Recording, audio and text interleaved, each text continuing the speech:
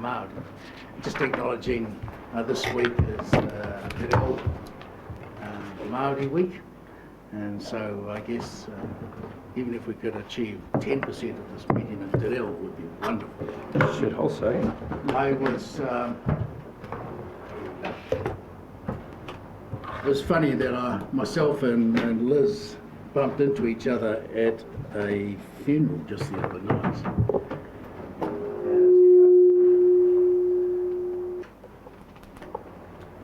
He's a young gentleman. He's only in his sort of late 20s, and he committed suicide.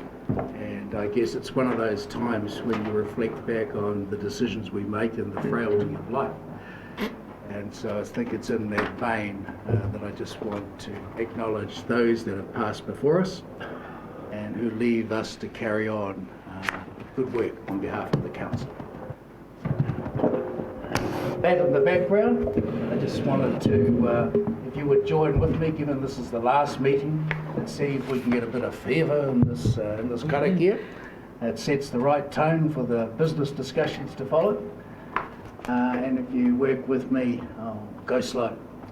Whakataka te hau ki te turu, whakataka te hau ki te tonga, kia mā kina ki uta, kia mā tara ki tai, he ake ana te atakura, he teo, he huka, he hauhu, tihei Māori ora.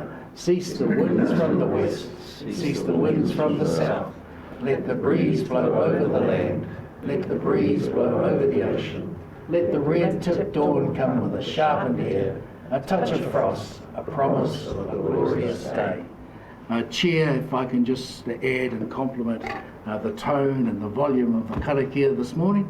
Thank you very much. Tēnā tātou. Kia ora. Kia ora. Kia ora. Welcome everyone. Are there any notices? No notices. Are there any apologies? We do have indications of the need to complete all business today. We've got the Corporate Strategic Committee followed by a workshop. I imagine the workshop will be significantly brief. And from the shape of the agenda in front of us, I think this one can be equally as brief. So whether we need those apologies for early departure, I'm not sure. But Councillor Graham has indicated a need to be departed by 2 p.m. and Councillor Hewitt by at least 1:30, but I think we'll be well completed by then. Any other needs to get out of here early? Any advances on 1:30? Yeah, 1:30. 4 o'clock. 4 o'clock. 7 o'clock. Alan 5 o'clock. So. No problem. Are there any conflict of interests declarations to be made today? Nothing on the agenda that's troubling anyone? We'll go to the minutes of the meeting Wednesday the 5th of June. A quick run through of those for any corrections. Anyone see any items that are of a suspicious nature in those that need correcting? We have the Treasury report, Business Hawke's Bay update, the annual plan preparations for that. So do I have a mover for those minutes? Can Councillor Wilson move the minutes? A second by Councillor Bevan. All those in favour of accepting those minutes as a true record will say aye.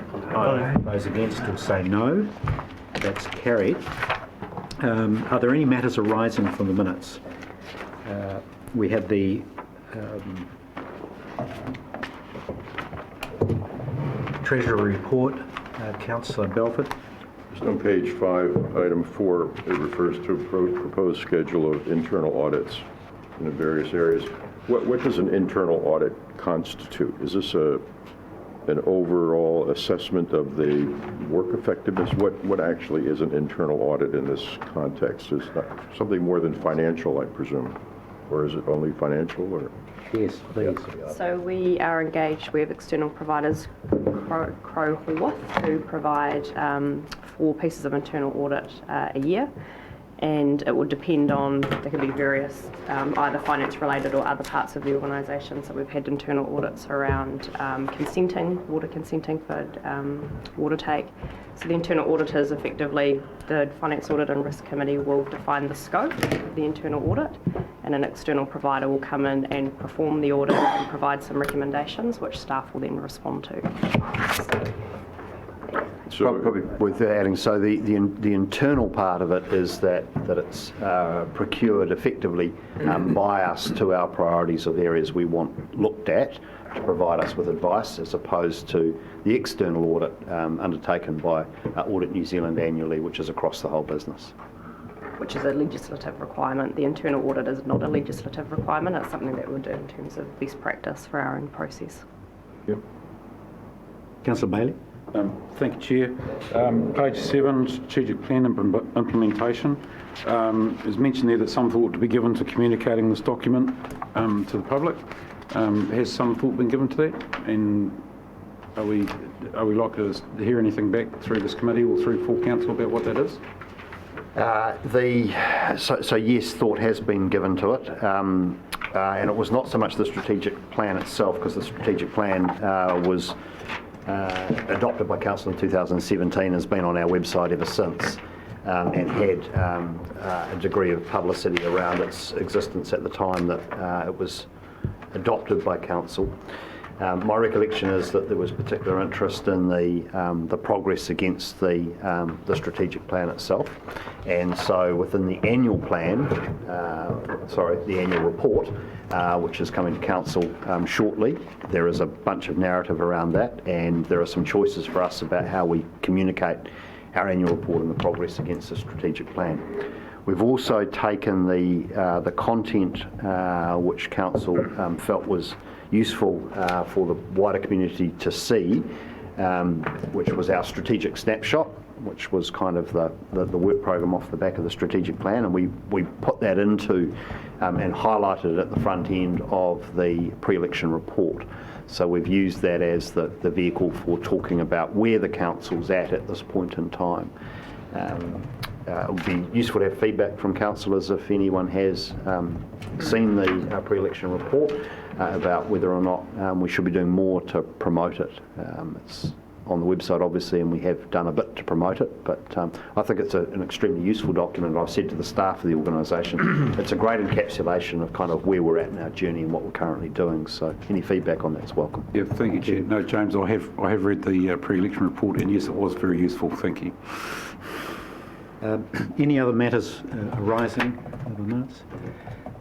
Thank you. I just neglected at the start of the meeting to advise that we've got the Auditor Stephen Lucy present, and Stephen's going to chat to us when we get to the section on the annual report, give us a bit of insight into his decision making around that. So we'll invite you up later, Stephen, and put you in the hot seat there.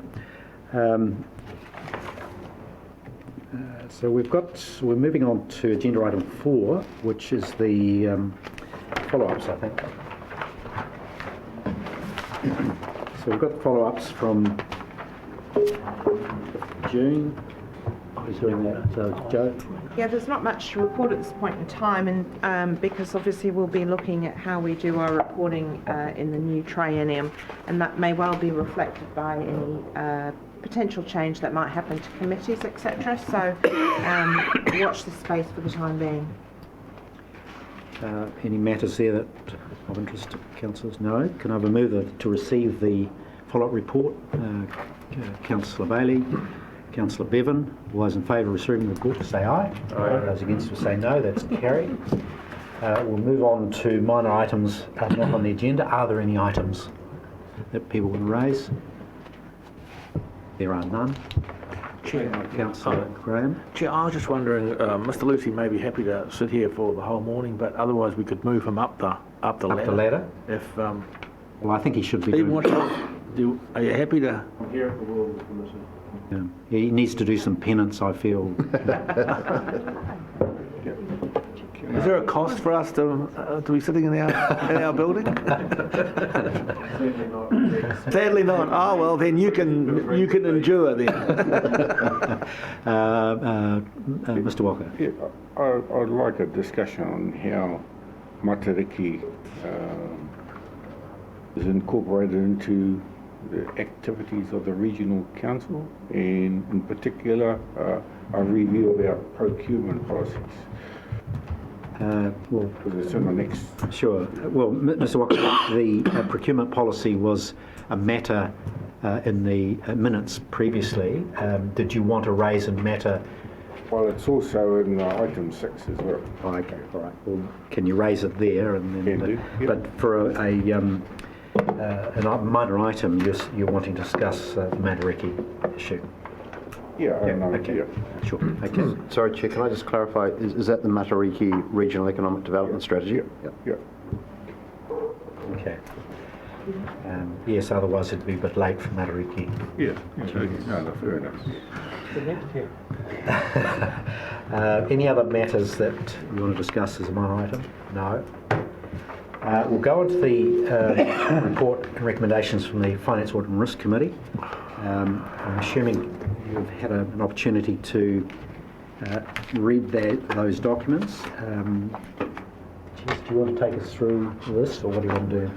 Sure. So the two significant items which we would, where there's a decision or a recommendation today, one was around the remission of penalties on rates. So that relates to the next financial year's issuing of rates, where we're changing the collection date of the rates invoices. So we've requested from Council an approval to have a bit of flexibility for remission of rates penalties in that financial year, where people will be expected to pay 2 sets of rates within the calendar year. So it gives staff some flexibility around issuing of penalties. And the other is just around the risk assessment and management, which was presented to the Finance, Audit and Risk to receive that. Happy to take any questions on anything. Treasury report. So the Treasury report was presented to the Finance, Audit and Risk Committee, specifically focusing on the performance of the diversified investment portfolios. In a nutshell, the investment portfolios the funds were invested a little later than we expected, so it took longer to establish the establishment of the investment funds than we had anticipated. So the funds were fully placed by the end of November, from memory. They have actually achieved around a 4.7% gain or increase, but that's inclusive of inflation, so a little shy of our expected 4.5% cash return for the year. What's the equity, after you chat? What's the equity gain? Is there that's the cash? That's the total gains. That's total. That's equity capital. plus cash. Yeah. For the period, so not a full year. So actually, if you looked at extrapolating out the performance across a full 12 months, probably would have been fairly close to the 4.5% cash return, but right there. Jess, any comment on the need to make an amendment or adjustment to the CPO? So that was particularly around hedging of equities. I think that we had decided, or we had a discussion at the Finance, Audit and Risk Committee about bringing the CIPO back after the elections for review with the new council. So possibly it's a little bit rigid in terms of its framework, so I think we could introduce a little bit more flexibility. So I think some feedback from the fund managers is that they feel that the CIPO is a little bit rigid in terms of their ability to invest or allocate the funds fully. So we'll bring that back to the new council with some recommendations. Perhaps, Chair, if I could just add, it might be worth noting that Jess is going to bring a paper alongside the 25th or the 6th? 25th. To the 25th, so to the council meeting at the end of the month, on several matters arising from the Port IPO, one of which is the longer term management of the port proceeds. There has been an an expectation expressed by councillors that we provide some further advice around how those funds might be managed in a way that is consistent with what we consulted on in terms of ring fencing those funds. So there are some options around that which were canvassed during the project, but we'll bring back some advice on those, and one of them might be to strengthen the SIPO, which would require a special consultation if the council was to do anything with those funds other than their current management. And obviously there are other, trusts and various forms of structures which could be created, but we'll provide some advice for discussion on the 25th, but in all likelihood I think our recommendation will be that that will be a matter that should be picked up by the incoming council, but we can have that discussion on the 25th. Thanks, James. So, committee, we've got a series of recommendations on page 10. Pause. I just want to, just listening to the Chief Executive's words, I just want to be clear about this, that by the incoming council, you mean that because we have not gone through all the necessary steps to be in a position to make a decision at that time? Or that you think it is a policy position that it's a decision for that council, not this one? Well, look, I think it's a potentially a substantial policy decision, and there's a question of whether at this point in the electoral cycle, whether or not it would be appropriate to make that decision. But it's a judgment question really for councillors to make. There's no urgency, if you like, because the council has made some positive and proactive decisions in relation to the management of those funds, which was that they would be back-to-back mirrored with our existing SIPO and our existing funds.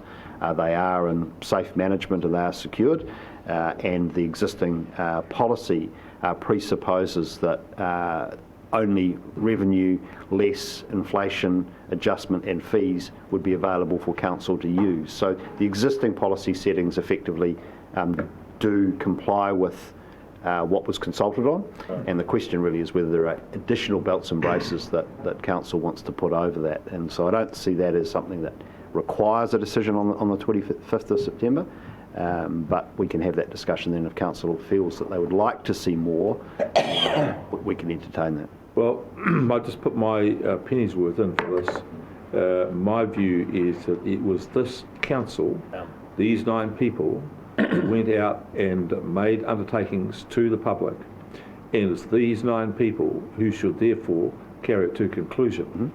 To say part way through the process, it's no longer our decision, we're going to hand on to others who are by and large, in part unknown to them, then I think that is wrong. That's fair. So I just want to say to you, as far as I'm concerned, these 9 people made the undertakings, and we have, in my view, a responsibility to carry it to the end. That's all I say on that. Sure. I'm not going to accept an argument that it's the next council's decision to make because of something else. And look, I don't think that's problematic in so much as this is not the initiation of a new policy. Yeah, I get that. It is the completion of an existing one. Let's move. Thanks, Councillor. Let's move quickly. Councillor Graham. I just have a quick comment. I totally agree with what Rick said. If it's some extra belts and braces, and that being that we wouldn't, it has to be a council resolution at the moment to change that, but I would like to see the extra belts and braces that before we change that policy we'd have to go back and consult the public, because they agreed upon all this based on the premise that we would keep the capital. Absolutely. I would like to see that in place before the end of this council. All right, we'll respond accordingly. Councillor Belford. An unrelated question, if I may. Away you go. Item 6 refers to the landfills and hail register.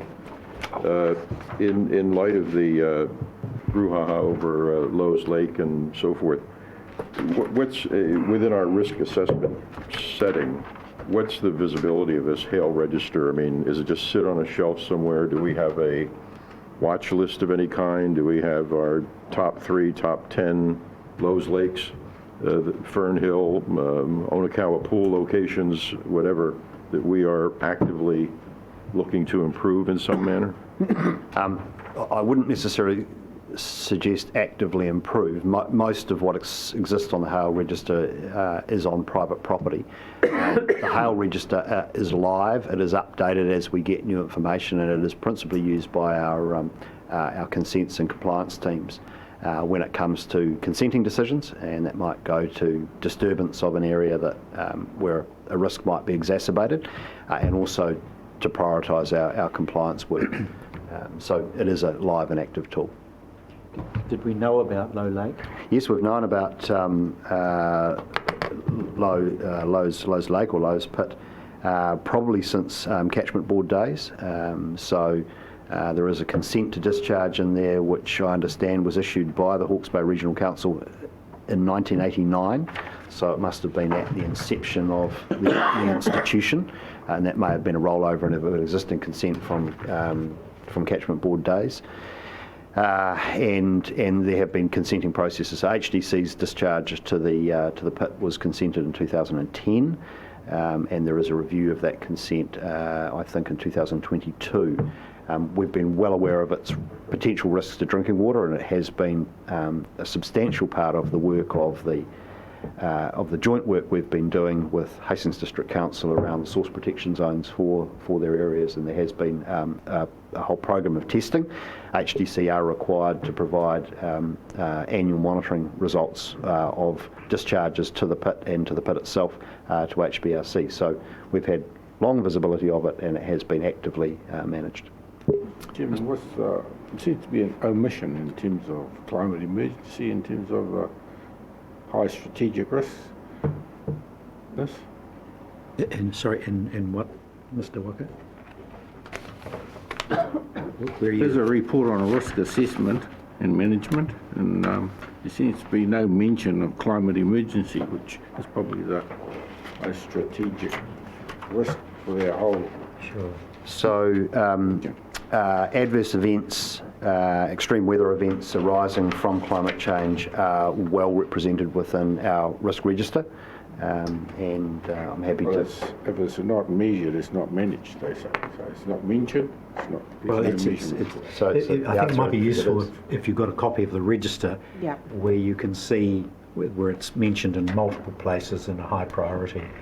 Yeah, I'm only going on information I've got. Yeah, well, behind that, this document is a whole register. Mr. Chair, I'm happy to send that to Mr. Walker after the meeting, so you can see the whole register. And I'll also be interested in the policies for the procurement policies. I see the procurement hub is here. So there's extensive policy on that, so we'll provide that Get as well. everything to you. Yeah. Sure. But those items are covered in the subcommittee's agenda and minutes, so maybe perhaps if you could provide those as well. Sure. Committee members, we've got recommendations on page 10, 1 through to 5. We'll see there. Question on the resolutions. Councillor Barker. I read these, and I had an apology for the meeting. Something happened, so I couldn't be there. I regret that. But I just looked at the item 3. Recommends or agrees decision like this. Subject to con 3.1 above, agrees to adopt a remission of rates policy fixed term. Shouldn't we have said something in there so when the person read it, we knew what the policy was? So what is the policy? So I'm just thinking about if the public comes to see the resolution, so what is it? It's a secret one, just making the point. Second point, I note that this committee is one that is not a decision-making committee, and so it notes and receives the resolutions of a subcommittee. Should it not be notes and receives and notes the recommendations of the subcommittee? Because it specifically says it's not entitled to make decisions, so it can't be resolutionary. I'm being a pedant. It can resolve to make a recommendation. Yeah, that's so not it's still a resolution. But it's just recommend. They make a recommendation, but just be consistent. We said it was never to make decisions. Chair, Only make one decision. Thank you, Councillor. Look, your comments are noted and But ignored. but ignored. Chair, look, on the substantive issue raised by Councillor Barker, the remission on rates, remission of penalties on rates policy will be made publicly available, and we will be promoting that policy. But I think it should be in the resolution. Before I go to Councillor Hewitt, Well, just for policy is clarity, a voluminous document. can we... What summary thereof? Thank you, Councillor. Can we... Give me a shocker, Chair. Can we insert for the council meeting a version of the policy, perhaps, or the whole policy, so it's clear for the benefit of Councillor Barker. For the benefit of the ratepayer who chooses to look on the website and see Thanks, what was Councillor. I'm going inserted. to Councillor Hewitt now. Given that one of our most respected members was not at the meeting, the Finance and Audit Committee meeting, how can we confirm our confidence that council management has current comprehensive risk management framework in place when we aren't being told yet? Well, Councillor, we can easily go to the papers themselves and read. The subcommittee, as Councillor Barker has so eloquently pointed out, does not resolve issues, it simply makes recommendations. It's up to councillors to have read the various documents and to have satisfied themselves that the recommendations now made at this But they're not committee... here, the information isn't provided in this report. Sure, that information is available in the subcommittee agenda and associated papers, and those reports are noted as being received in this document. So it's a matter for councillors to avail themselves of that information and to be certain when they support or not support a recommendation here that the information is accurate and they themselves are satisfied. Perhaps you'll take that one separately then. Chair, can I just clarify? This recommendation is not asking this committee or the council to confirm its confidence that council management has a current and comprehensive risk management framework. This recommendation here is a receive and note the resolutions of the committee, and that it's the committee that confirmed its confidence. So all you are doing is receiving and noting the fact that the Audit and Risk Committee has confirmed its confidence. You're not being asked to confirm your confidence. Is that clearer? Much clearer than what the chair was trying to explain. Thank you. So the Chair having a shocker. I think to be fair to the Chair, he was pointing out that if you have any concerns about the level of confidence that the committee has in council management in respect of risk management, all of the documentation is available on the portal to all councillors. And I assume you've read that, Councillor, so you will have confidence, I'm sure. No. Can we move to... That's my question. Can we move to the recommendations? And it's going to be a long meeting if we don't continue in this fashion. Worry. So we've got recommendations, Real worry. 1 to 5. I'll move. Councillor Dick and Councillor Bailey. Would you like to speak to the recommendation, Councillor Dick? No, I think there's been enough speaking. Councillor Bailey. Strangely enough, Chair, yes, I have absolute confidence in the Finance Audit Risk Subcommittee's ability to go through and assess the validity of the risk register, even without the presence of the esteemed, very experienced Councillor Barker. Who's having a shocker today? All right. Are there any other speakers to the recommendation? I would have preferred to Councillor be able Belford. to express my confirmation or expression of confidence on a scale of 1 to 10, but given that I don't have that option, I will intend to support the recommendation. Well, thank you, Councillor. We're gratified for that. Are there any other speakers? If not, I'll put the recommendation. All those in favour will say aye. Aye. Those against will say no. There are no noes. So that's carried. No, no, it's unanimous. Did you ask for Unanimous. abstentions? We'll move quickly to the annual report update, and this is the very substantive part of this committee deliberation today, I would suggest. And how are we going to do this? So Jess? I'll just give a short update first in terms of why you're not receiving a full draft of the annual report at this stage. So generally we would bring you a draft of the full annual report for your review and feedback prior to adoption. This year we've had a little bit of a delay in the timing of the financials being finalised, so We received the Napier Port's financials on Monday, so we're consolidating the group financial statements this week, and then Audit New Zealand will be in from next week for a week to audit the group financial statements. So we don't have a set of financial statements for you to review at this point, but we thought it would be useful to bring you the non-financial reporting information for your review at this stage, and the annual report will follow with the full financial information. And Stephen is here to talk to us a little bit more about the situation with Napier Port's financials and what that means in terms of our compliance with some of the legislation. So Desiree is here to talk us through the. Can I ask Desiree and Stephen, can you come up as well? Can I suggest we do this in two halves? Going with two halves here. We talk about the issues around the financials and the audit. First, yep. And then we'll cover the non-financials.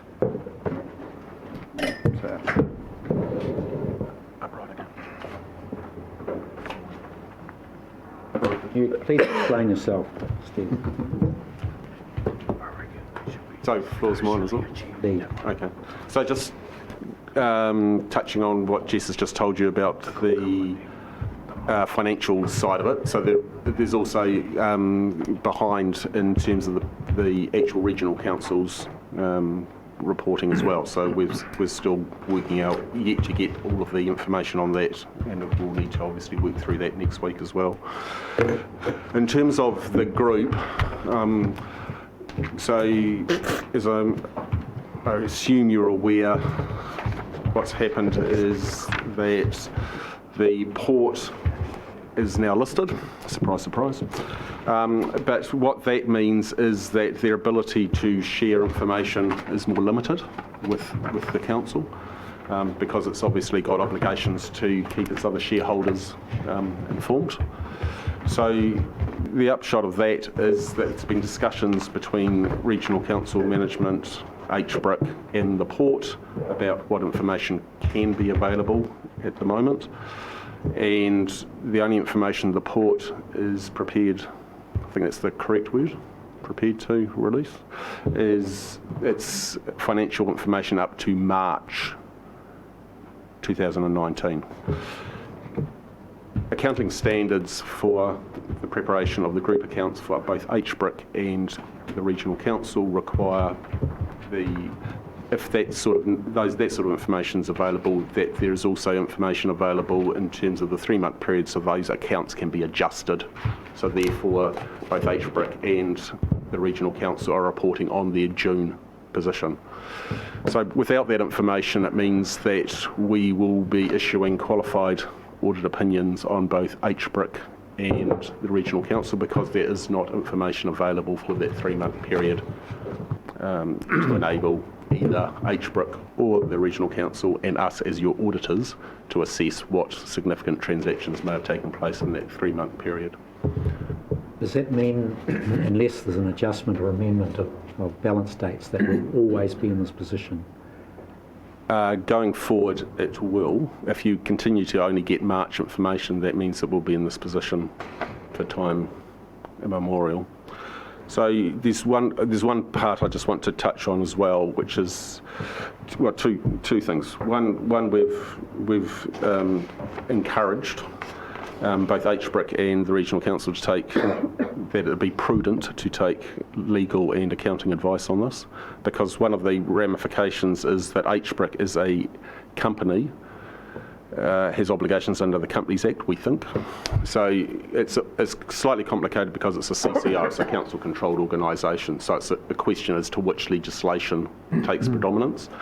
But because it's non-compliance with accounting standards, the Office of the Auditor General, when we eventually sign the audit opinion, will give that audit opinion and the accounts of both of HBRIC, to the Register of Companies and to the External Reporting Board. So that's a requirement under the Companies Act. But we've looked at it and we're unsure as to whether the Local Government Act or the Companies Act takes precedence in that situation. But that's an issue for at the HBRIC level.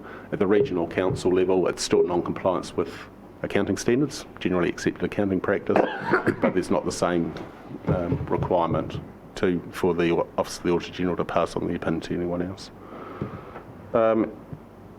Yes, and then just answering your substantive question, it would carry on in this situation until there's a resolution, so that therefore both HBRIC and the Regional Council can know that it's got June accounts for the full June period. So that can be done a couple of ways, either the way that happened last year where the port provided accounts for the year ended June, but it's complicated for the port, and we're not unsympathetic for it, but it's because the issue for them is they need to release information to the market at the same time. So it's not I don't want to give you the impression that the port's been obstructive.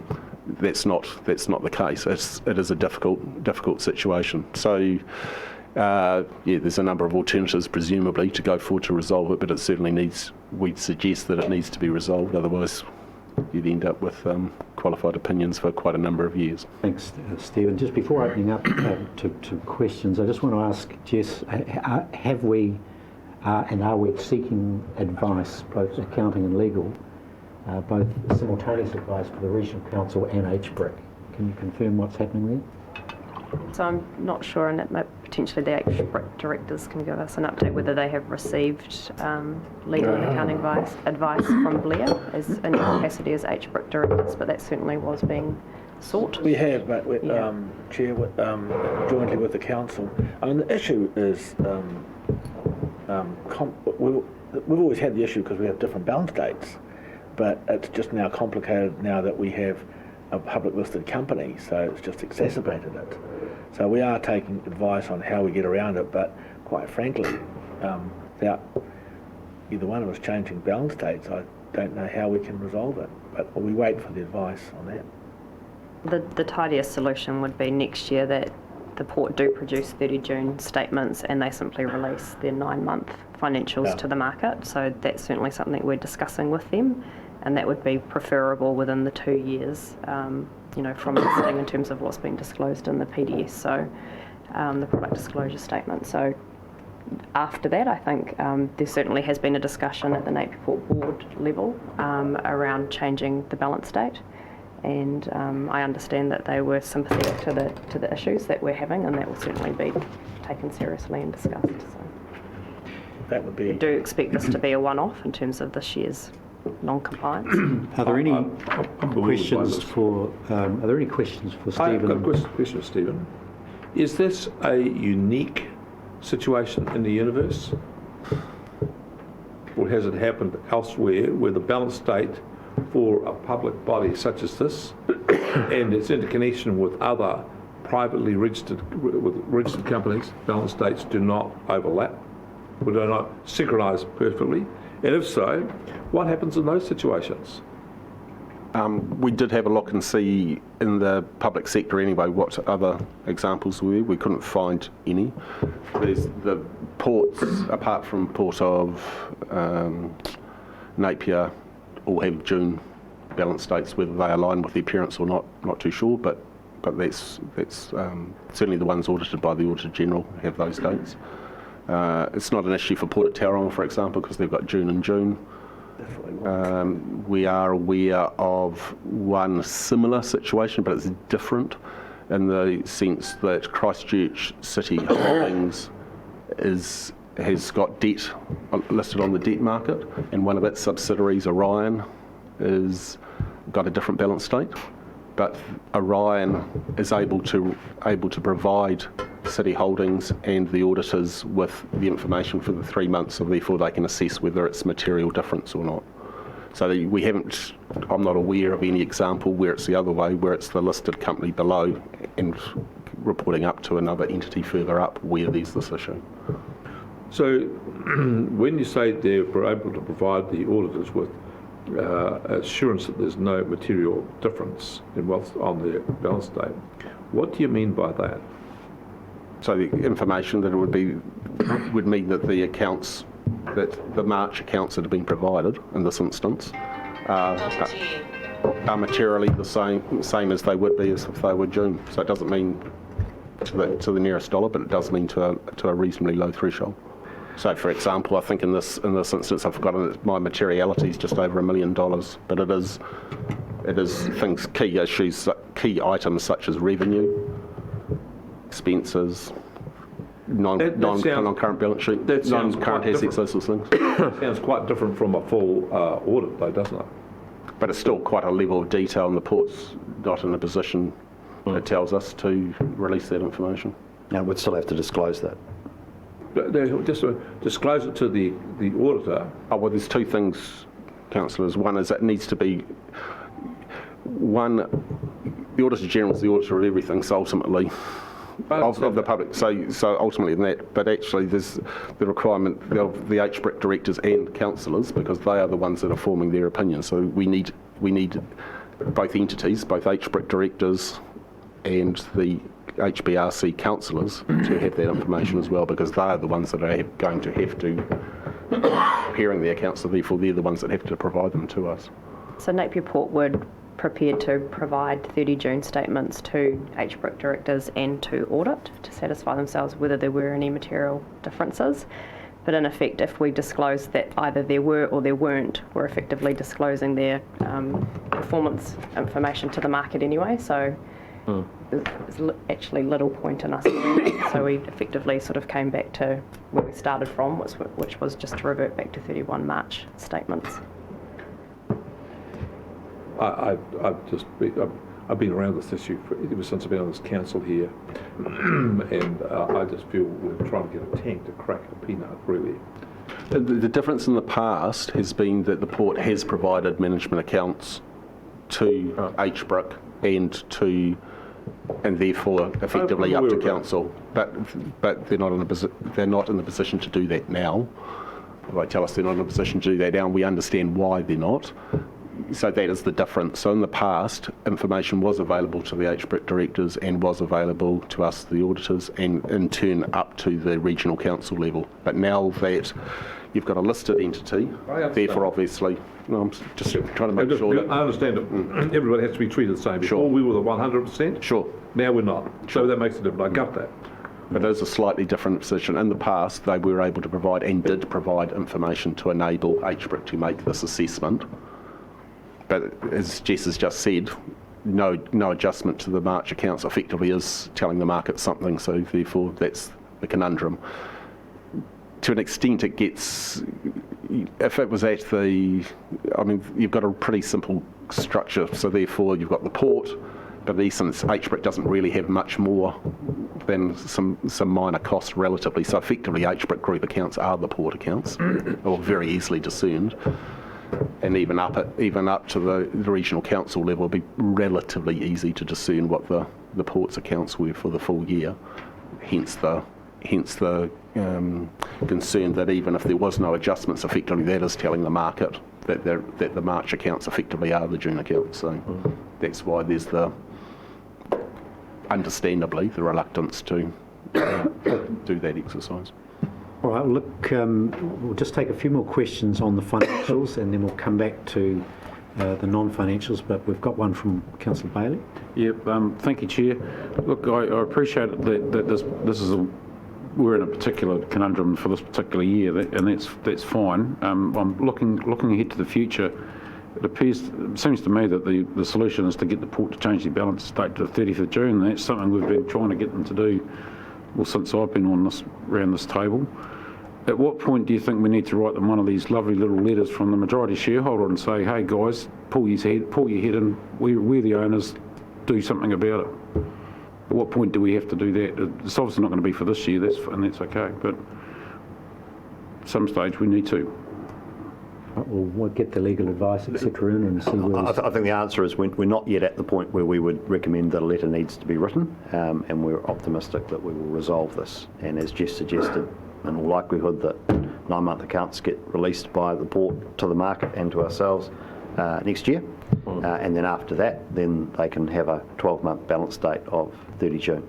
So I think they understand the predicament we're in, and they've been heavily involved in this exercise and trying to reconcile this over the last few months. So I don't think there's any illusions at their end about the need to resolve this. So it'll sort itself out in time, you think? Well, it won't sort itself out. It'll sort itself out through mutual agreement. But in the event that we can't get that, then we will come back to council for with some advice about the next steps. Okay, thank you. Councillor Wilson. So just a question of the Chief Executive to start with. So the recently appointed Director is still the Acting Chief Executive of HBRIC? That is correct. So a question to the Auditor. So we've got a Director who's also, and we're trying to get advice here. Is that just a little bit too cosy? Do we need to do something about that at some stage? I think you need to take advice from your management. So let's go back to management now. Is that something we need to move on? Look, I don't think it's cosy. It's certainly common for there to be common directors between a subsidiary company, a holding company, and the substantive company. You can think of Port of Tauranga and Quayside Holdings as an example of that. The question becomes, I guess, one of whether or not Mr O'Keefe would be better as a director of HBRIC as opposed to the chief executive. That would be a more sort of common look-through model through to a subsidiary, and being the chief executive, he is the provider of advice. I'm comfortable that at the moment, between the three entities and our various independent legal advisors, and through this issue as an example, we've been able to procure sufficient objective advice to ensure that there isn't a too cosy relationship there. But I do think that the future of the HBRIC construct in terms of staffing, resourcing, its mandate and role is something that does need review, and it is something that we are contemplating having a discussion with the incoming council about. I look forward to seeing the advice. Look, if there are no further questions, sorry, you've got Mr Paku. Okay, so just what risk is there to the share price, given the fact we just launched recently, and given the fact that this council went public? Management. Of the qualified audit opinion? Just in regards to being able to put out a qualified audit position. So I would expect there to be no impact on the price of the shares of Napier Port on the basis that the qualified audit opinion relates only to HBRIC and to HBRC. And I guess the counterfactual is had we gone down the path that was just talked about, we could be in a situation where there was some market signalling that may have had an effect on price. So by taking the course that we are taking, effectively we're taking the hit by having the qualified audit opinion, and we're preserving any effect on the price of shares. John. All right, well look, let's, and if you could remain with us, Mr Lucy, to offer some advice on the next step, which is the non-financials, but before going down that road and asking Desiree to give us an overview, I want to say that this clearly represents a huge effort on behalf of staff. It's an excellent result, and to me it's a whole new wave of reporting by council, which I'm very, very pleased to see. I just wonder whether you can walk us through the journey you've been on in producing this. I'm particularly interested to know how it's being operated and perceived by the staff that need to work in those respective areas, and what the strategic positioning of this sort of reporting looks like from the executive team. James, if you do that. But Desiree, thank you for the wonderful work you've done. How many hours would you have put into this? A zillion? A lot. Yeah, it's huge. Oh, my role's really just been collating, so I can't take it. Okay. Do you want to walk us through how you've constructed this? Yep, sure. So, good morning, councillors. So, in the paper, it notes that this is a change from last year. In the previous LTPs, there were quite a lot more measures, and they're a lot more sort of activity based. This time around, there's 60 measures in total. Sort of the headline is that 77% of those measures that were measured this year were either achieved or partially achieved. So there were 38 achieved, 6 partially achieved, 13 not achieved, and 3 not measured. And this is the first year of reporting this new set of measures. I understand there was a 6-month report that went to the committee. but a lot of the measures are annual, so this will be the first time you've seen a lot of the measures come through. And I think we've got a lot of the group managers to answer specific questions, but in terms of the process, we do ask the staff to enter their results and provide some commentary, and then we pull that together for this report. James, you want to comment? Yeah, so this is obviously a new approach to organisational performance reporting from what was previously, as Desiree's described, as very activity-based. I think in terms of your question, Chair, about the impact it's had on the staff view of reporting would be that we've moved from, I would have said, more of a box-ticking exercise around activity. So have we done activity A or delivered activity B, to thinking much more heavily about the outcomes that we are funded and charged with delivering. The Local Government Act does require us now to describe the community outcomes and to link our activities to those outcomes more heavily. And inherent in that are some challenges. One is whether or not we set outcome measures that have some aspiration and stretch to them, or do we set them at levels where we know we can easily achieve them? Because the easiest thing in the world to do is to set a bunch of measures which we know we're going to meet, and then get a 10 out of 10 every year. And working with this council in the development of the long-term plan and these measures, we consciously made a decision collectively that, certainly council made a decision, that they wanted to see stretchy objectives, and so they're in there. So it's not a surprise that all of them are not ticked at this stage. And look, I'd also note that they are hardwired to the long-term plan outcomes, and they are a 10-year set of outcomes, and we're in year one. Year one was a step change in the level of resourcing and activity across the organisation, and so some of these measures are the start of a journey through to what we would expect to be delivered by way of outcomes over both the 3-year period and also over the 10-year period. The other point I would make, and it is noted in here, is that we've also signed ourselves up for outcomes that we don't necessarily have control of all of the variables of, and the road toll is an example of that. And that's an organisational choice, but I think if you're in the business of reporting on outcomes in the wider community, you will inevitably be holding yourself accountable for outcomes that you don't necessarily control all the variables around. And so the philosophical shift for us as an organisation is to be comfortable with stretch, be comfortable with measuring ourselves against outcomes on things that we don't totally control. And I think that in doing so, our communication to the community needs to be clear on those facts.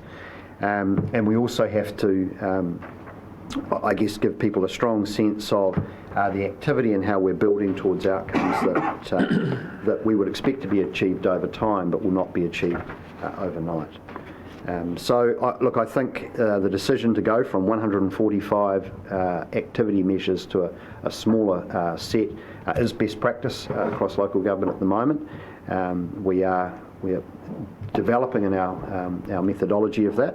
But I think usefully also, and this will probably come up in the discussion as we go through some of the measures, it does perform the function it should perform, which is to provoke discussion about whether we've got the right interventions in place. And I'll pick on public transport by way of an example. So we've got a bunch of measures there which are effectively about increasing patronage for public transport, but we also have a measure in there about maximising or not reducing the level of private contribution by way of fares to public transport. Now, it may well be that a greater level of subsidy is required to get a greater level of patronage. And so the measures we're seeing there should usefully inform discussion either at the next annual plan or the next long-term plan about whether we've got the right policy settings. And if our organisational performance measures don't provide us with the basis for critiquing whether we've got the right interventions in place and how we might change those, then they're not actually performing a function. So I actually think that we're getting some real value out of this now. Okay, excellent. Before I think it's worth going through this in a little bit more detail.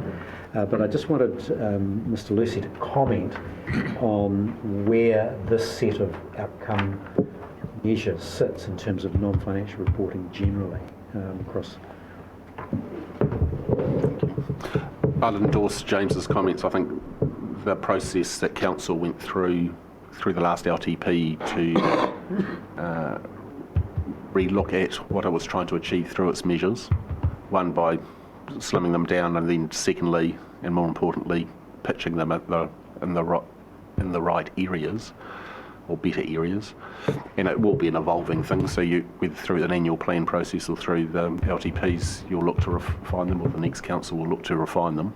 But it is about enabling you to make effective decisions. It is also about effectively communicating to your community about actually what's happening. And he's also clearly right in terms of it's not, you don't have control over everything, but you never will. But it is about, the road toll was a particular one, but it is about what are you trying to impact, and how are you impacting on your community.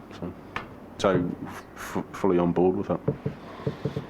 Committee members, do you want to comment or raise any issues in regard to any of the measures there that are used, the 60 measures? Councillor Dick. Yeah, Mr. Chairman, I'd like to raise a comment and a question to the Chief Executive.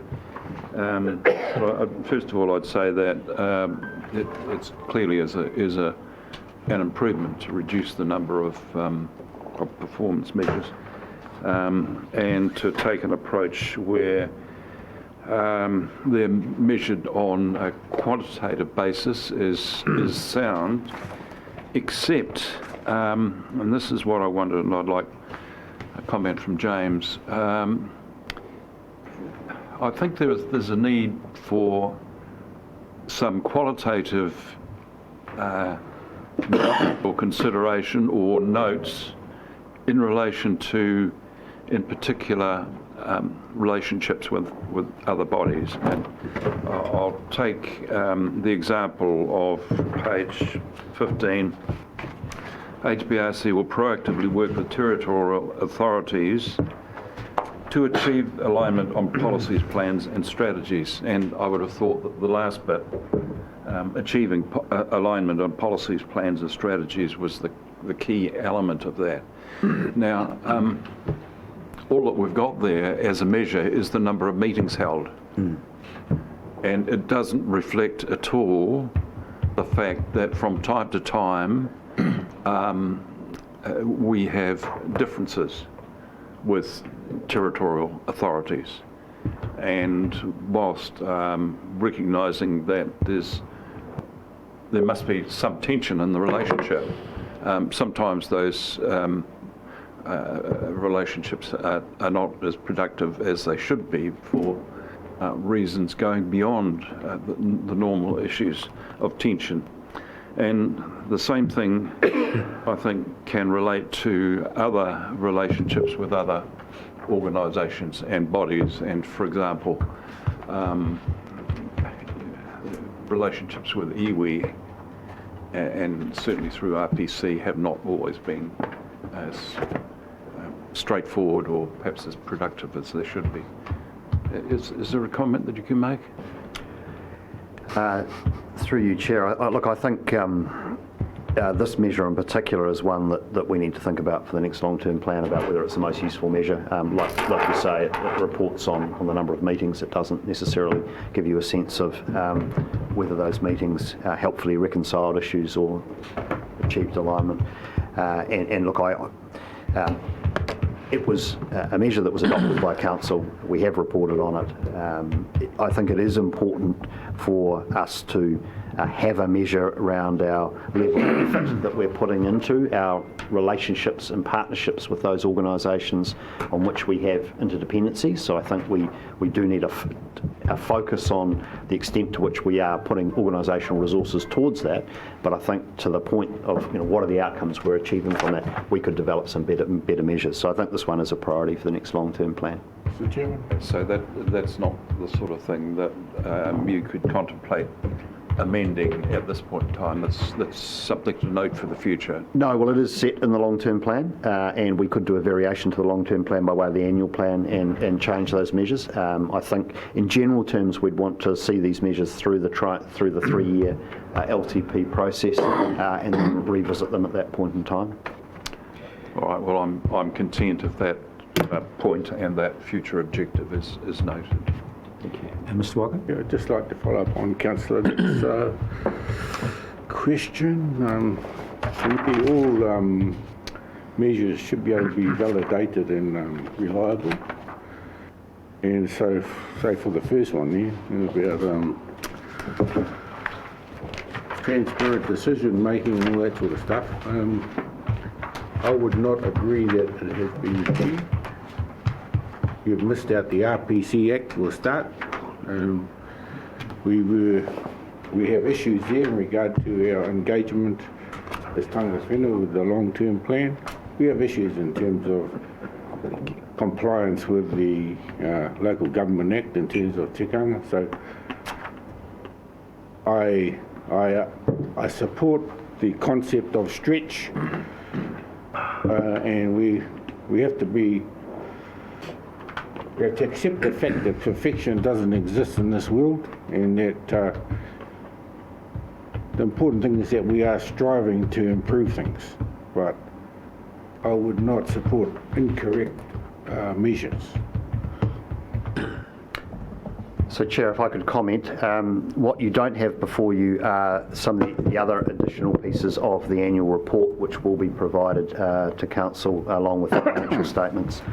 Within that, and at the front end, as per Clause 35 of Schedule 10 of the Local Government Act, there is a comprehensive statement of the development of Māori capacity to contribute to decision making, and there is extensive narrative in there regarding the Regional Planning Committee, the Māori Standing Committee, the operation of the Māori Partnerships Group, and the range of bilateral partnerships that we have with tangata whenua through the year. That description is also covers much of the activity of those committees, and so we will be providing that to Council in due course, and I'm happy to have that information provided to Mr. Walker. So there is another tangata whenua partnerships one there, and what it appears is that councillors or staff have framed it from a one-sided position of judgment without even talking to us about is it something of merit to us.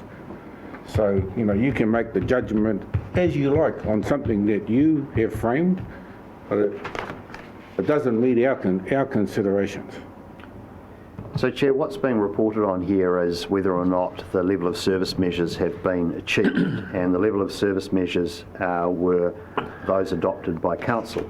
So with respect to questions of transparency, the level of service measure in that regard was that meetings would be conducted in compliance with statutory requirements and standing orders, and that so that one in particular, and we have no evidence of our meetings having not been conducted in compliance with the statutory requirements.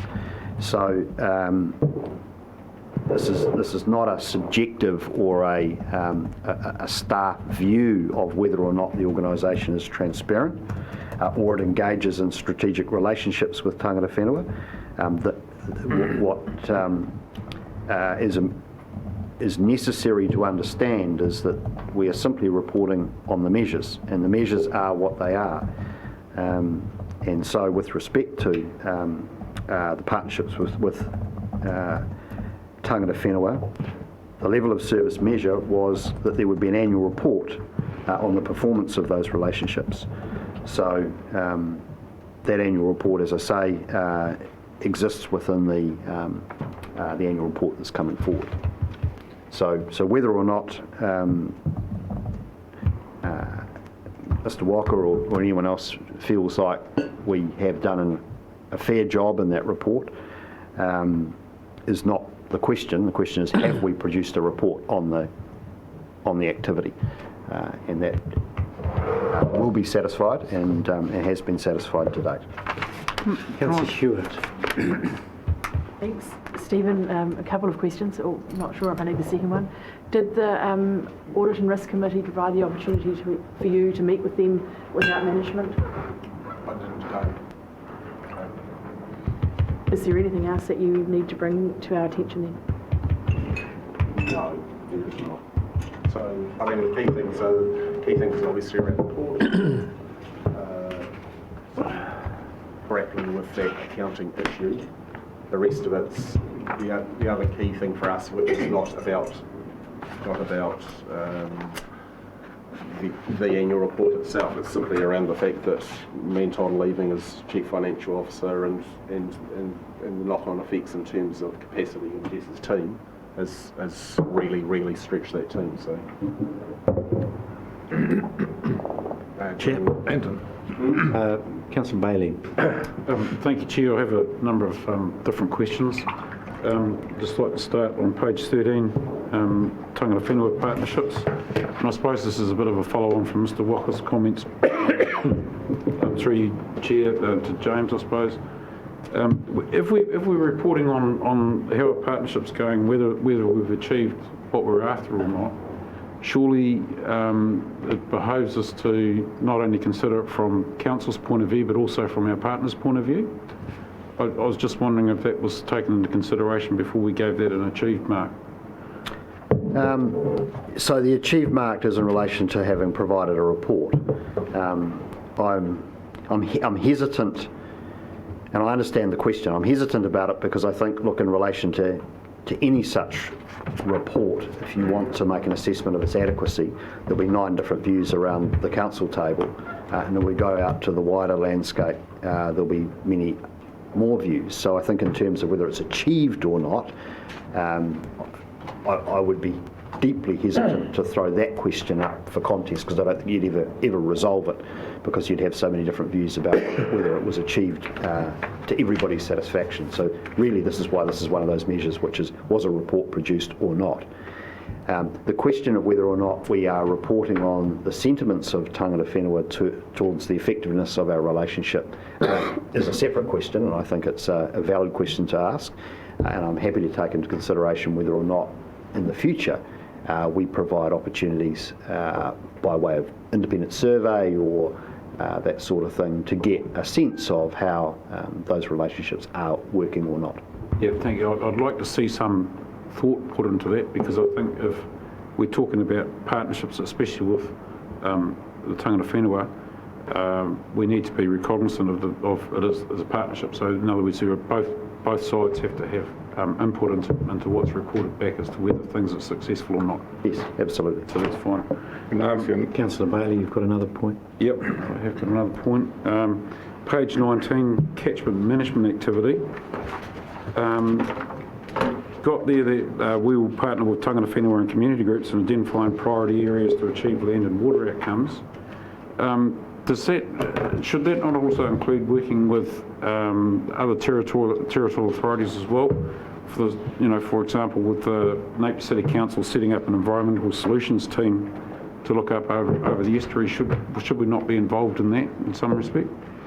So I think that's a fair question, but look, just remind you, Councillor, that these level of service measures were set in the long-term plan, yep. And so that's something we can take into consideration for the next iteration, because I think it's a valid point. That's right. Like you say, it's useful to see what's in there and what's not in there. There are a number of different measures, which one on page 20, the HBRC will work with farmers and so on, the one at the top, and we've partially achieved because of we haven't got all the FEMPs in. I'd be intrigued to know, so the date of this report was set at balance date? 30 June. As of balance date? Correct. Okay, at some stage I'd like to receive some sort of update on where we are with getting hold of all those FEMPs that have gone walkabout. Yes, I got an update from Mrs Lambert this morning, so I'm happy to pass that on. Yep, that'd be great. And going to page 25, the compliance and pollution response activity. And again, this is, like you say, James, these are simply targets and you're reporting on targets and stuff like that, but I'm concerned, and it tells me what this particular one, and there was another one on monitor consents on page 26 is the resourcing for the compliance and response team. In terms of if we're not meeting these targets, I mean, I think it's quite a serious matter that there are 323 odd consents that haven't been monitored when they should have been, and that we're not achieving monitored consents receiving an overall grade of full compliance. I think that indicates to me that there's a resourcing in that team's or that department's area, and that's something that we haven't had feedback from in terms of, I assume that would either come through the long-term plan or the annual plan in terms of needing more feet on the ground or something else, some more resources to make sure that we do actually comply with those targets. Yes. So, look, your concerns are shared by the management team. We have an active discussion right now about what level of resourcing we're going to suggest for the upcoming annual plan in the compliance area.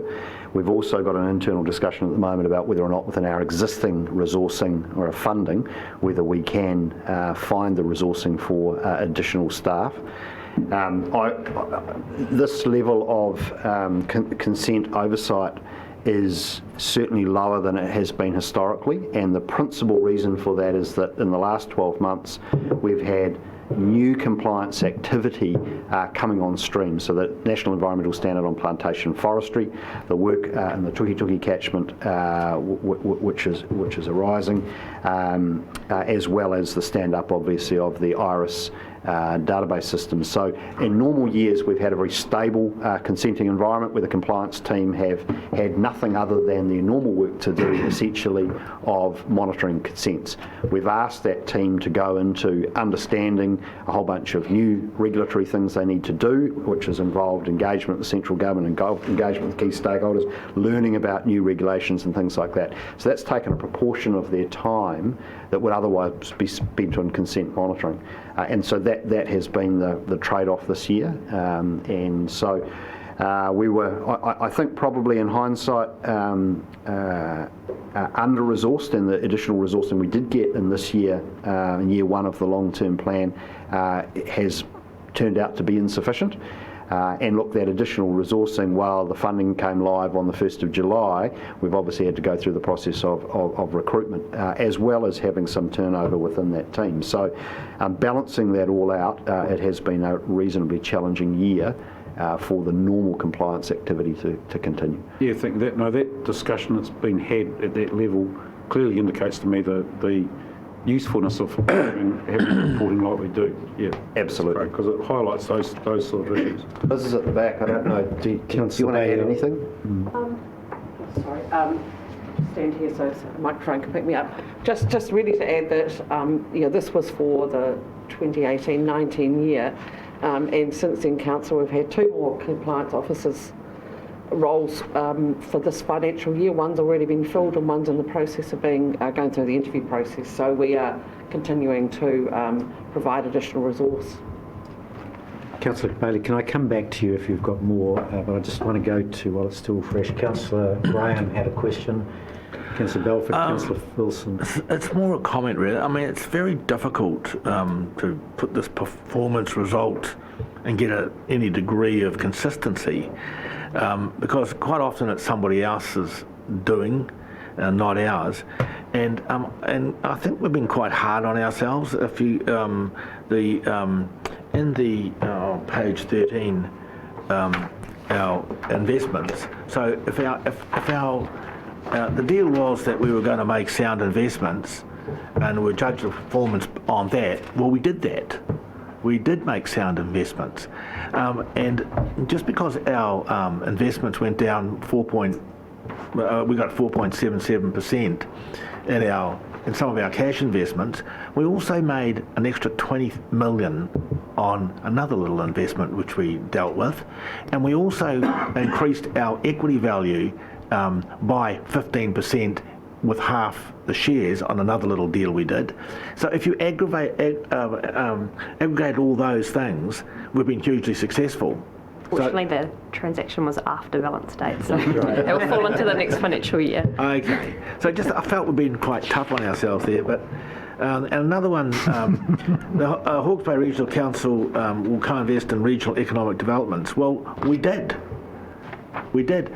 Just because they haven't necessarily achieved everything we want them to achieve, we achieved everything by the fact we did what we said we were going to do. So I think we've been quite tough on ourselves there.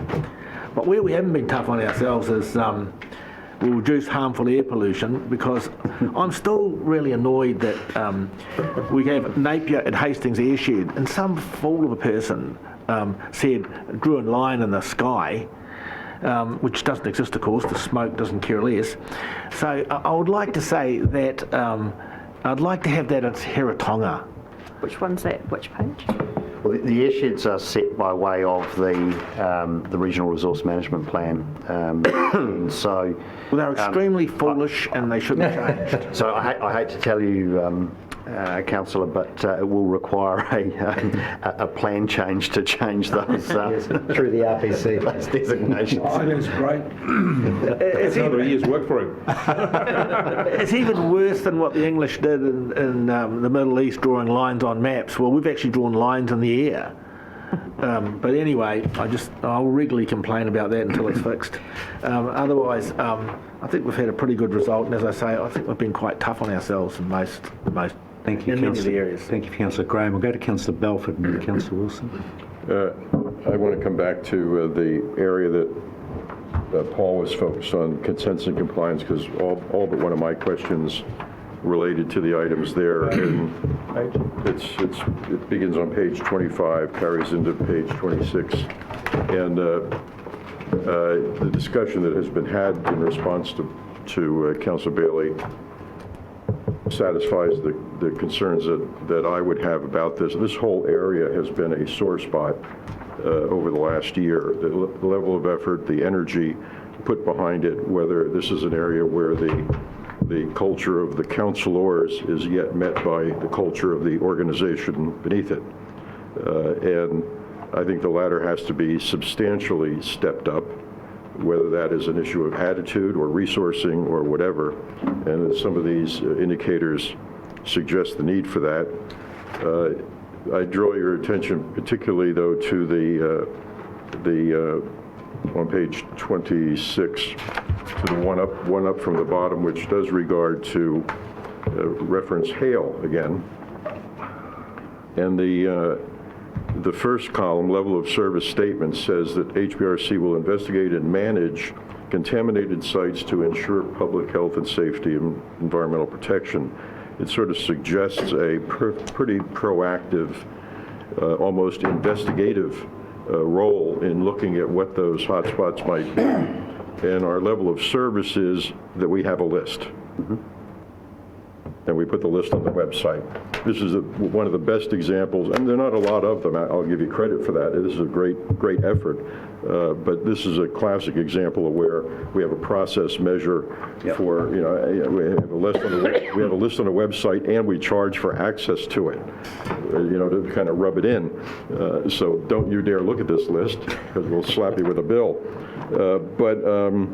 I do think, you've talked about your internally assessing the level of staffing, and I understand the historic you've described, and that's all well and good, but to me, this is a fundamental area of review that I think needs to be workshopped. I think it needs to, at whatever point in the regular cycle, Councilor Curtin is always asking for more reports on this. I'm content with a semi-annual report on this, but whenever the next one is being put together, I think it needs to be a major focus of attention at a workshop of this council, whoever the councilors are on the day. So that's my comment. My other question relates on page 23 to the top one regarding flood level protection. And there does, again, seems to be a staffing issue, but this is a pretty fundamental issue. And just correct me, there's money in the long-term plan. The money that is there now, is that just to study and assess and plan the uplift that's required, or is there uplift money in the plan at this point? So on that, I'd suggest that there's a major review underway, and I think in the next LTP we'll see some major change. The assessment was that $1 million a year could be put aside for that particular project. We still need to assess how much that project will actually cost. So although we have $1 million a year, we can't say with any certainty whether that's sufficient to complete the project in any given time frame. I also think we were extremely optimistic with that particular measure to say that we would be out constructing works this year. We have 2 to 3 years of analysis before we can even begin to construct works. Two or three more years? Yes. So one example is there's probably 10 steps we need to go through to get to construction. We've completed the first 1 or 2. We still don't know the answer to the question, are we going to go higher or are we going to go wider? And what does it mean for every bridge that goes across some of our major rivers?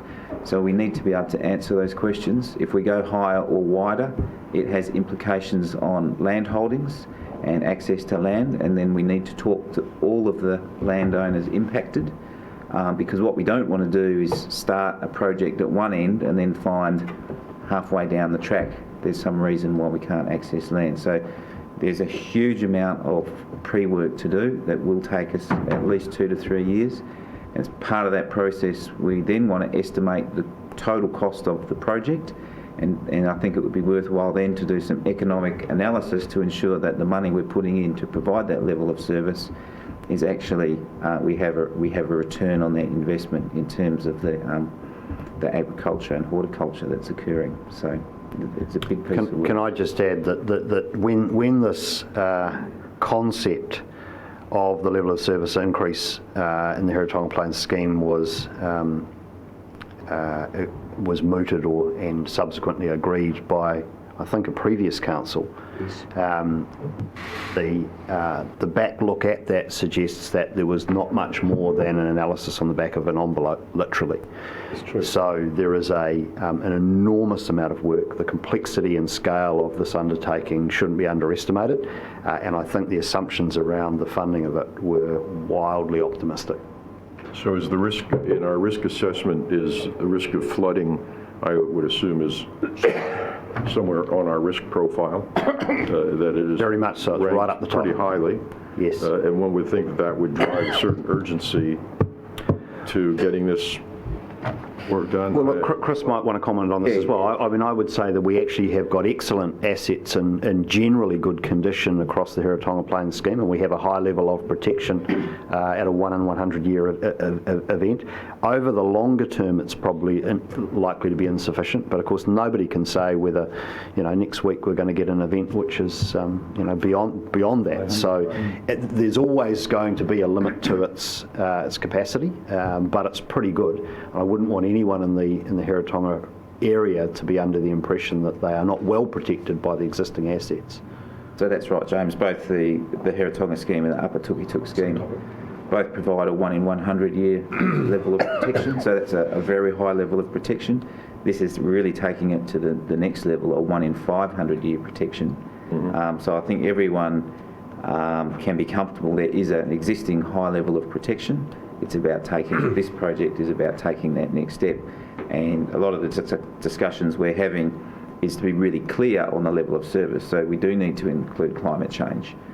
We do need to check some interim levels of protection, like 1 in 200, and make sure that we're optimising the outcomes. I guess my last point on this is that if you look at the level of effort we have made to deal with coastal risk over the last 2 years or so, 3 years, I would have thought, and that's being driven by speculation about climate change, prudent speculation from my standpoint, that you would expect the same level of attention to be given to the flooding risk and whether the infrastructure there. And in fact, from a political standpoint, given that we want to deliver the message that we're all in this together, having those two moving forward in tandem is an important part of the overall proposition, it seems to me. Yep, so I totally agree with that, and that's exactly what we'll be doing when we're modelling our scenarios, is understanding the level of protection the existing infrastructure gives us, and future infrastructure will give us under certain climate change and rainfall scenarios. So again, a huge amount of work going forward. Councillor Wilson's been patiently waiting, but Councillor Barker's got a point on this particular issue, and you want to come in here, James? If that's okay. Sure. Yeah. Sorry, Councillor. I just want to pick up on James's point. James is correct that when this came up, this was in the first time I sat on council, and we had a general discussion about it. And we all agreed that in the future it was going to be unrealistic to rely on a 1 in 100 year flood protection, and the 1 in 500 was most probably the place for us to head to. So it was set out there as that. All of the issues that James has raised were raised at the time, including we'll have to go and have a check on the base of all of these stop banks, because we don't know what they are like and we want to avoid pumping. A whole range of discussions, and what we were thinking then was asked for a paper to come back to set out in general terms how we would plan our way forward, taking into account the height versus width and all the rest of land ownership and the engineering and the costs. And so we have a general pathway forward over a number of years so we could see what the roadmap was. But the paper was never came back to council. But I do think, in the light of this conversation, we should have that. It does not need to be entirely detailed, just to set out what all the issues are, the consideration. And the last point was in my making this, was that we saw in that discussion that there was to be a significant cost in this, and that we would need to undertake very careful public consultation to ensure that they were prepared to wear the cost of this and knew what the implications of it was. So this was clearly seen as a long-term thing, and we were going, because it was going to be a big cost, but we need to do that, and people need to make sure they understood what the implications were. So all the points that Tom raised, and all there, but we just need to put them into a paper so we can bring it back here and just receive it, so we acknowledge it, and we then got a roadmap so we can point to it, say this is what we're doing. Jules on the same. So, Councillor, we are, I guess, currently preparing that paper, and it's still with me. And I think one thing we can do is just email that out. There's a lot of questions to be answered, and I really wanted to answer, all of the questions we could think of. So, but we can certainly send it out as an interim step. Yeah, great. But a lot of the answers, how much is it going to cost, etc., they're still going to be years away. Yeah, I get that. James, you're on. Look, just part of that multi-year process, and it does go to the comparison of the coastal piece, will be a large program of community engagement, given the many affected persons particularly if we go wider with some of the flood protection. I just wanted to respond to Councillor Belford in relation to the hail sites. Look, we've got a national problem with respect to a division of labour between regional councils, district councils who essentially are responsible for land, WorkSafe who are responsible for management of hazardous substances, and the Environmental Protection Authority that regulates hazardous substances. And it becomes a little bit of a pass the parcel in this area, and we recently had an issue that was brought to our attention on a private property where Fire and Emergency New Zealand had to go in and manage the issue on kind of the collective behalf. So it's an area that is spread around a number of different institutions, which is not satisfactory from a national point of view. So I think coming back and looking at our role in this and whether we are doing what we should, and certainly the wording in there does presuppose a high degree of proactive management, is something we need to do in the new triennium. But just can I also note that with respect to the issues that have happened on the West Coast recently, we have been working closely with central government, all regional councils recently, around the effects of climate change on contaminated land, contaminated sites, and there is an announcement by the Associate Minister for the Environment on a program of work on that involving regional councils imminent in the next few days. Councillor Wilson, you've got half an hour. I can't remember what it was. I'll get there. Just very quickly a question, and then I'm happy to move the report be received. But I just look at the civil defence stuff. Obviously now we finance it, and we're very good at our plans and funding and all that stuff, but actually the key point of the organisation is to have a ready community, and I get the further away from the last event, the more people forget. But I'm just question to you, are you concerned with this, and can we expect to see I see we've got a new headquarters now. I read that in the media, was unaware otherwise that was actually happening. And I just think we're sort of losing sight of the civil defence component of this organisation. Just wondering, Chief Executive, whether you can give us some assurance that actually the next report's going to be a stunner and people will be ready and they'll have 3 days food, etc. And then happy to move, Chair. So I'm very comfortable that certainly I and the Joint Committee, which of course the Chair of the Regional Council sits on, have good visibility of the work being done by the group. In going to the regional funding model, what we have done is significantly lifted the community engagement capability and the communications capability of the group. So there's a lot more going on with small communities around preparedness today than ever before. So in that area we've done very well, and in the capability assessment on which this was measured, that area came out with very high scores. Where we were not so strong was in some of the areas of logistics around lifelines and getting supplies into the region, and that's some work to do there, and also in the area of hazard risk management. And this is an issue where at the moment we have district plans and a regional resource management plan, regional policy statement that is far too light around these hazards, and so we're continuing to build communities in high risk places. So there are some areas where we've got some work to do, and I've set some expectations for the group manager for the year ahead. I don't think we will be doing another independent capability assessment next year. So in order to get that measure up to 80%, we'd effectively have to do another audit, and so it's just not clear to me about when we'll next do that, and so whether we'll have a measure next year that will be able to give you an assurance that we've met the target of 80%. But the Joint Committee has got a program of work that's come off the back of the capability assessment that's looking at our weaknesses, and that's where the focus is, but we have come a long way as a region. Great. Look, we are going into morning tea time, and it's down now to about 2 minutes worth of that. So there's a very brief question from Councillor Barker and one from Mr. Buckworth. I just want to follow up on Fenton's point about the not achieved on the 80%. And again, tying in with Councillor Graham's, that sometimes we beat ourselves up too much.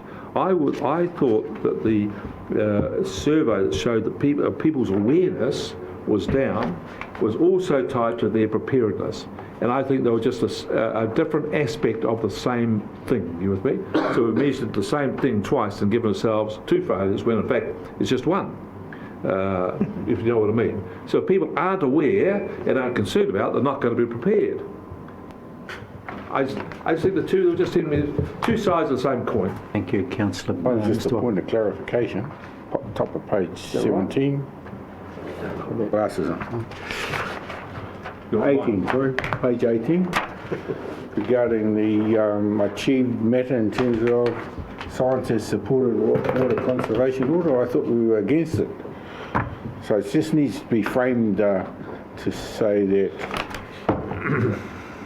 seems to be, it's got a misleading connotation to it. Right. So yeah, no, that's fine. So we've supported the processes. Yeah. Okay. All right, we've got a mover from Councillor Wilson, and I'm happy to second that. Councillor Wilson, would you like to comment? Oh, just very briefly, looking forward to seeing the full annual report. Did I just say that? Oh, how much reading's in that? But a lot of work being done, obviously, in the background, and thank our auditor. I understand this is your last hurrah with us, is that correct? Is it? Well done. Anyway.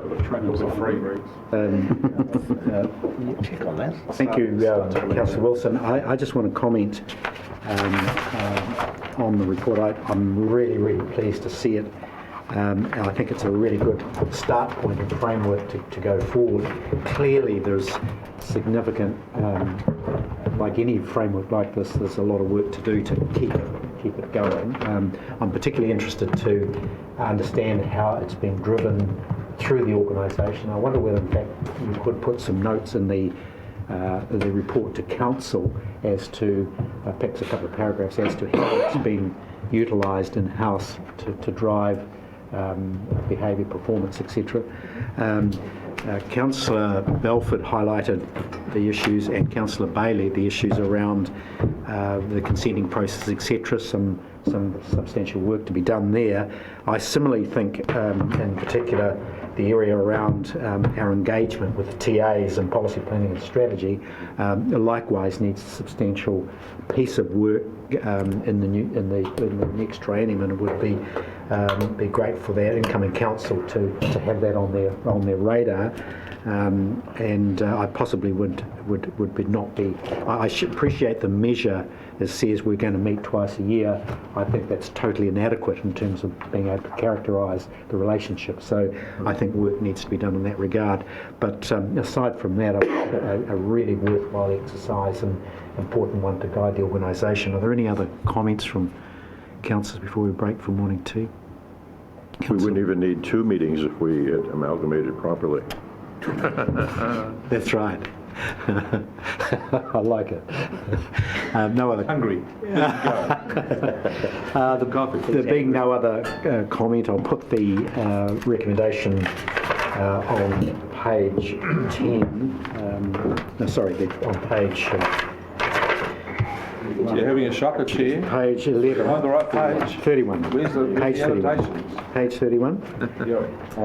Receives the report. All those in favour of receiving the report will say aye. Aye. Those against will say no. That's carried. And you're absenting? My goodness gracious. Is it dissent or is he an abstainer? If the wording was changed to partially achieved in terms of tangata whenua, I would support it, but Your abstention is noted. right. That's carried with one abstention. We'll now break tea. Excellent. Best thing you've done all morning.